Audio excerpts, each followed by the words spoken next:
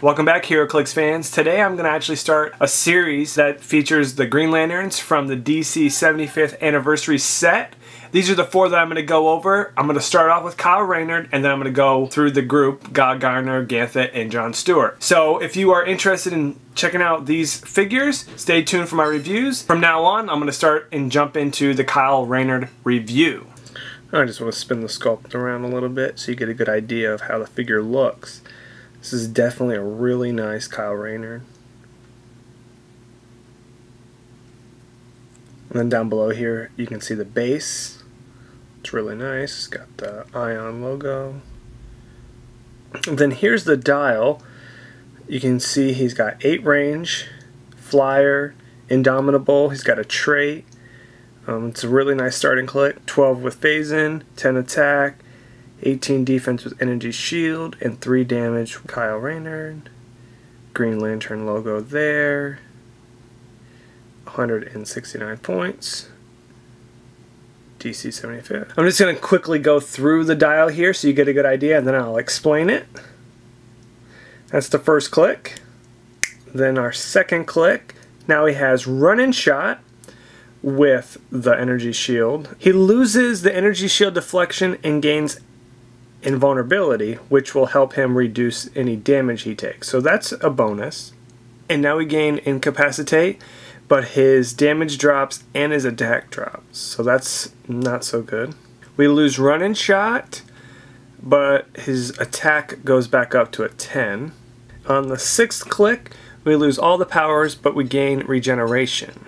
And there's another click of regeneration on the 7th click with phase in to help you get away, so you have a better chance of getting that regeneration off. And then Kyle Rayner is KO'd. Alright, so now that we went through the dial, let's talk about the figure and let's talk about some of the powers. So Kyle Rayner has 2 keywords, Green Lantern Corps and JLA. Green Lantern is a pretty popular one, but the JLA is not so popular. Most likely you'll use Justice League.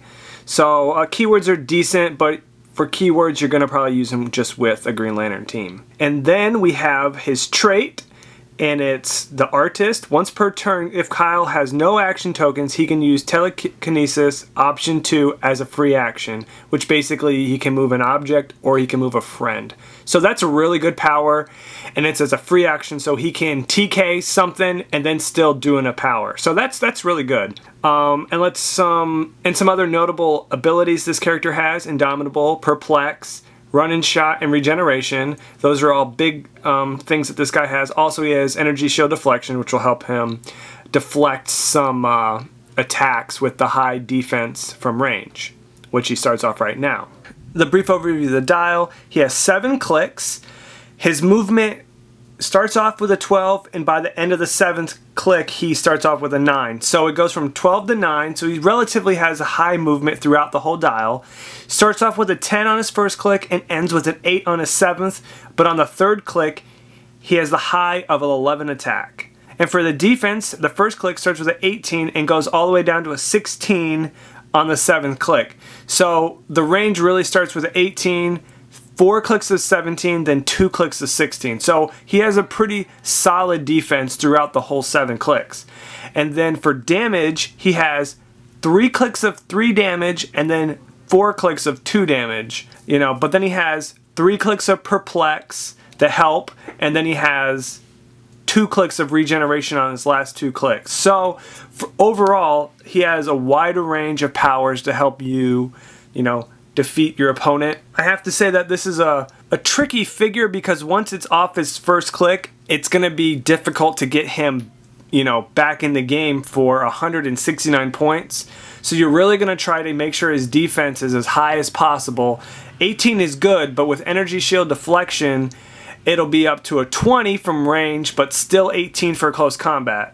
So the Perplex you might want to do for defense just to make sure, because you can't reduce any of the clicks you take with this character.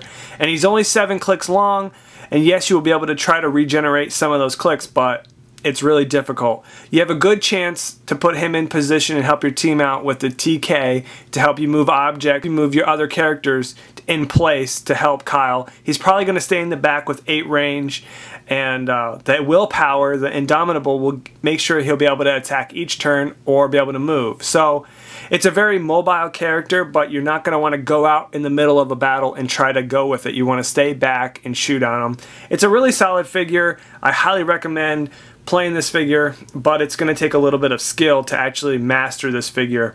I recommend it's a really great figure. Not the best figure out of the set, but definitely pretty cool. A lot of Kyle Rayner fans will love this figure, and it looks awesome.